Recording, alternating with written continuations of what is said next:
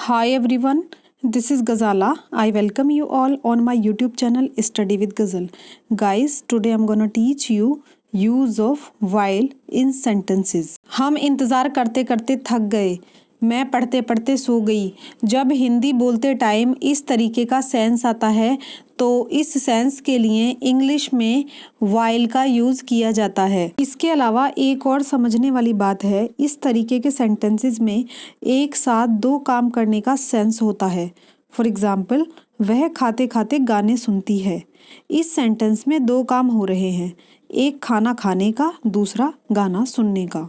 Guys, आप अपनी screen पर जो देख रहे हैं ये इस तरीके के सेंटेंसेस बनाने का रूल या स्ट्रक्चर है। इसमें दो तरीके बताए गए हैं, आप दोनों में से कोई भी तरीका यूज़ कर सकते हैं।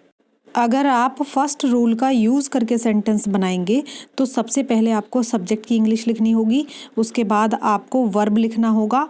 वर्ब आपको देखना है, अगर टेंस पास्ट है तो आप पास्ट वाला वर्ब यूज़ करेंगे, अगर प्रेजेंट है तो प्रेजेंट वाला आप वर्ब यूज़ करेंगे। इसके बाद आप वाइल का यूज़ करेंगे और वाइल के बाद में उस वर्ब की इंग्लिश लिखेंगे जो दो बार यूज़ हुई है, जैसे पढ़ते पढ़ते, खाते खाते, रोते रोते।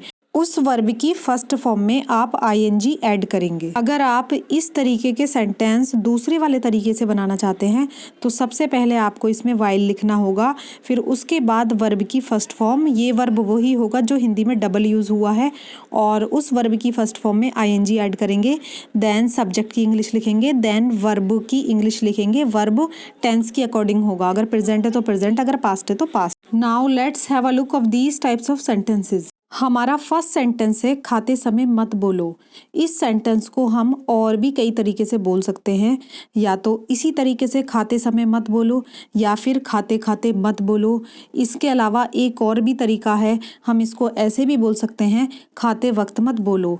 तो इसकी जो इंग्लिश है वो एक ही तरीके से बनेगी, डोंट स्पीक वाइल ईटिंग। आपको एक बात का ध्यान रखना है, ये जो वर्ब दो बार यूज़ हुआ है उस वर्ब से पहले हम वाइल का यूज़ करेंगे और उस वर्ब की फर्स्ट फॉर्म में आईएनजी ऐड कर देंगे। कुछ लोगों की ऐसी आदत होती है कि वे बाइक चलाते रहते हैं और फ़ोन पर भी बातें करते रहते हैं, यानी एक साथ दो काम करते हैं। तो अगर आपको हिंदी में ये बोलना है वह मोटरसाइकिल चलाते चलाते फ़ोन पर बात करता है, तो इसकी इंग्लिश इस तरीके से बनेगी, he talks on phone while riding bike. अगर आपको इंग्लिश में ये बोलना हो कल तुम सोते सोते बोल रही थी, तो इसको इंग्लिश में ऐसे कहेंगे, While sleeping you were speaking yesterday। इस सेंटेंस को मैंने सेकंड वाले स्ट्रक्चर से बनाया है, तो उस स्ट्रक्चर को कैसे आपको सेंटेंस में यूज़ करना है ये आप इजीली इस सेंटेंस से समझ सकते हैं। अगर आपको इंग्लिश में ये कहना है वह चलते चलते फिसल गया,